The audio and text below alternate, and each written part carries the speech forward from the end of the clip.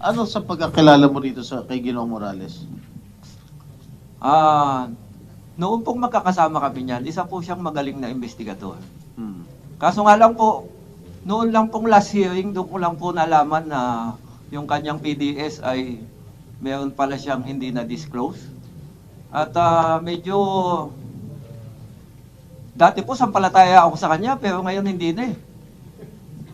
Kasi po madami po siyang sinasabi na ina-assume lang niya. Nag-a-assume siya. Sa paniniwala niya, yun ang totoo, pero hindi naman. Ganun po pagkakakilala ko sa So kanya. para sa iyo, sira na yung kanyang kredibilidad. Tama po ba? Yes, Your Honor. Katulad po ng itong nagiging subject po ng inquiry na ito. Dapat po pinaalam niya po yun sa akin. At dapat naman, ako ay ipapaalam ko sa direktor namin. Tapos yung direktor namin ang dapat kakausap kay Asik Gadapan. Ganun po dapat eh. Tapos si Asik Gadapan, dapat siya naman po ang makikipag-usap sa aming Director General. Ganun po yung chain of command na dapat sundin. Your Honor, ako ay naiintindihan ko yung pinanggagalingan ni Director Francia.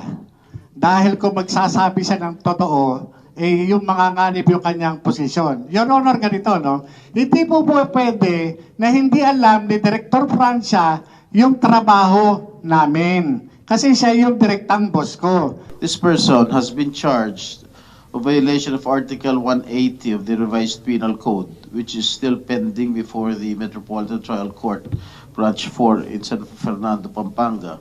In violation of Article 180 of the Revised Penal Code is tungkol ito sa false testimony. And the other criminal cases filed against Mr. Morales based on validated information from a concerned citizen.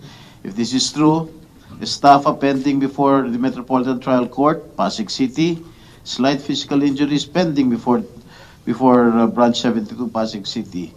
And as a final remark, Mr. Chair, the facts and evidence presented clearly demonstrate the questionable integrity and credibility of this particular resource person.